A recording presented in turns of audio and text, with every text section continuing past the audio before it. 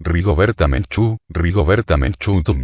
Chimel, Uspatán, 1959, activista guatemalteca cuya lucha por los derechos de los indígenas fue reconocida con el Premio Nobel de la Paz, 1992. Hija de Vicente Menchú y Juana Tun, Rigoberta Menchú nació en una numerosa familia campesina de la etnia maya quiché, cuyos ancestros forjaron, entre los siglos III y XV, la esplendorosa civilización de los mayas. A los 5 años empezó a trabajar junto a sus padres en las grandes fincas de las poderosas familias tradicionales del país. Posteriormente, en la adolescencia, trabajó durante 2 años en la capital guatemalteca como empleada doméstica. Rigoberta Menchú. Su infancia y su juventud estuvieron marcadas por la pobreza, la discriminación racial y la violenta represión con la que las clases dominantes guatemaltecas trataban de contener las aspiraciones de justicia social del campesinado. Bajo el gobierno militar de Fernando Romeo Lucas García, 1978-1982, varios miembros de su familia fueron torturados y asesinados por los militares o por la policía paralela de los Escuadrones de la Muerte. Uno de sus hermanos, con solo 16 años, fue víctima de los terratenientes que empleaban escuadrones a sueldo para arrebatar las tierras a los indígenas. Su padre, Vicente Menchú, murió con un grupo de 38 campesinos que se encerraron en la Embajada de España en un acto de protesta, cuando la policía incendió el local quemando vivos a los que estaban en su interior, 1980. Pocos meses después, su madre fue secuestrada, torturada y asesinada por grupos paramilitares.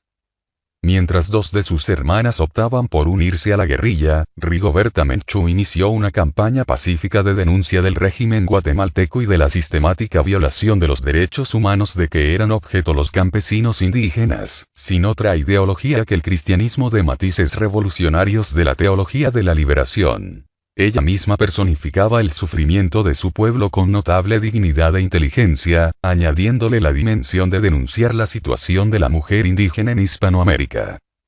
Para escapar a la represión se exilió en México, donde en 1983 se publicó su autobiografía, titulada Me llamo Rigoberta Menchú y así me nació la conciencia.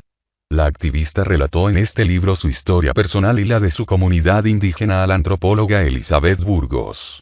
Además de aspectos reveladores acerca de las costumbres y tradiciones practicadas por los quichés, la obra incluye sus reflexiones sobre el proceso de transculturación al que han estado sometidos los pueblos indígenas, dejando ver entre líneas su propio proceso de toma de conciencia.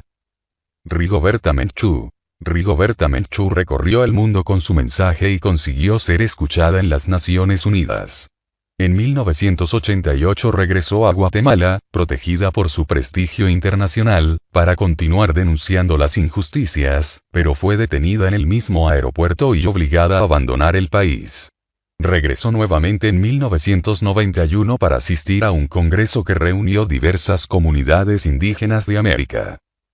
Con el respaldo de Desmond Tutu, Adolfo Pérez Esquivel y otras personalidades que apoyaron su candidatura, la labor de Rigoberta Menchú fue reconocida con el Premio Nobel de la Paz en 1992, coincidiendo con los actos oficiales del 5º centenario del descubrimiento de América, celebraciones a las que Rigoberta se había opuesto por ignorar las dimensiones trágicas que aquel hecho tuvo para los indios americanos.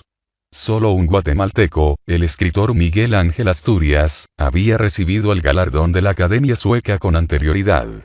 Con la dotación económica del premio, Rigoberta Menchú abrió, primero en México y luego en Guatemala, la fundación que lleva su nombre. Su posición le permitió actuar como mediadora en el proceso de paz entre el gobierno y la guerrilla iniciado en los años siguientes, que culminó en el año 1996 con la firma de los acuerdos de paz. A partir de entonces, después de la desmovilización del ejército y de la guerrilla, trabajó activamente en la reincorporación de los exiliados de la guerra a sus lugares de origen. En 1998 publicó La nieta de los mayas, libro que ayuda a comprender la idiosincrasia indígena guatemalteca.